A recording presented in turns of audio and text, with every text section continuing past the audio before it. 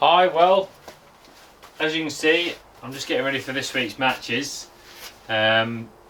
which is a very big match in my calendar year. It's the Division 1 National on the River Trent. Got floats and quiver tips and rods everywhere. Just trying to get my head around all the different approaches that you need for this river. It's very interesting.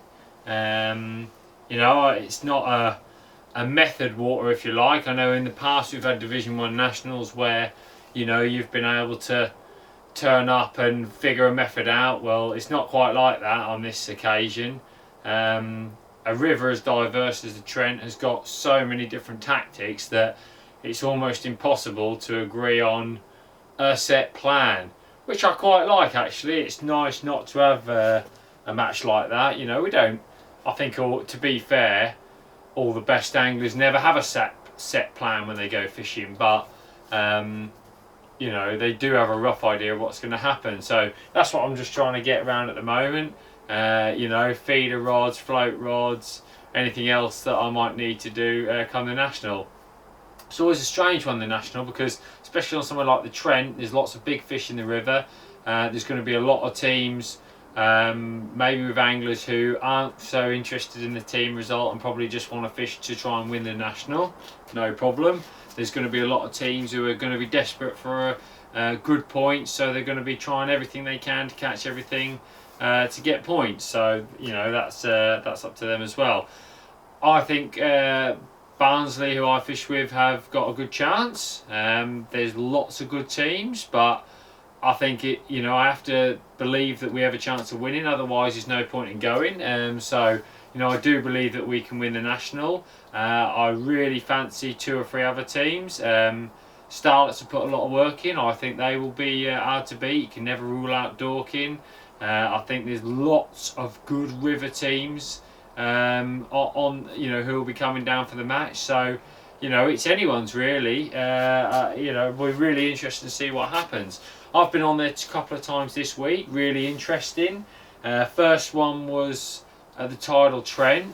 I had a massive £3 9 ounces, which before you say, oh, that's rubbish, he's done rubbish, actually was enough to win my section. £2 was second in my section. So I had done enough to win my section. Although I can't claim all the glory because I had Sean Ashby next to me. He was first peg in the next section and he's had £4. He might have even had nearly £4.12 I think he had. He did very well catching on a float. But you had to fish your peg. Sean will be the first to say he had an angler above him fishing the feeder.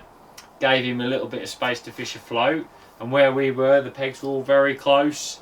Gave me absolutely no chance to fish a float because everybody in a row where I was fishing with a float, so that totally ruled it out for me. I couldn't get any bites on it at all, so I had to catch a few fish on the feeder to make up my £3. I was just lucky that the section split went that way, which it's funny really, isn't it? Because a few weeks ago I remember saying that I seemed to be on the wrong side of the weights and it wasn't quite going for me, even though I felt like I was fishing quite well. Well, I felt like I fished quite a good match on Saturday, tidy, but there was no bites really to be had, and I just kept nicking an odd fish where I could, and it was enough to win the section. But had I been one peg more, I suppose I wouldn't have won the section, but it was enough to win the next section down for quite a long way, so I was quite happy with that. Then on Sunday, I drew a bit called Winthorpe on the individual National on the Trent. I wanted a little bit of a run, 3 matches, 3 section wins, can't moan at that really. Must be doing something half right, I suppose. And the run continued on Sunday, again on a very hard bit. I weighed 2 kilo 300. I drew a peg that I really fancied for some fish. Had the river been a little bit different, for those of you river anglers that know, the river was running quite clear and low.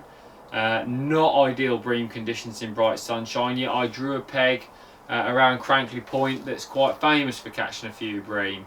I didn't see another bream weighed in, but I've managed to have one, and a few bits and bobs for 2 kilo 300. To give you an idea how hard it was, in my 10 pegs there was a 1 kilo 500, and I don't know of any other weights that were bigger than that, and that chap had a barbell, small barbell, so it gives you an idea of how difficult it actually was along there where I was. And I was really pleased, you know. Another section win. I've had my lucky break catching a bream, but I fished for it, you know. I've had to be positive because there was no other fish for me to catch, or seemingly no other fish for me to catch. There was a couple of great performances further down the river. I noticed that Steve Emingray had 3 kilos 900 further up of float caught fish.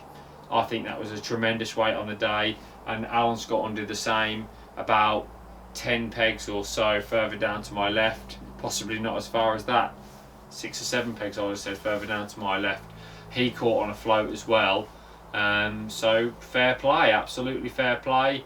It didn't seem like we could catch where we were, very weedy further out. Had some good banter with Mick Viles on the next peg, but very enjoyable matches.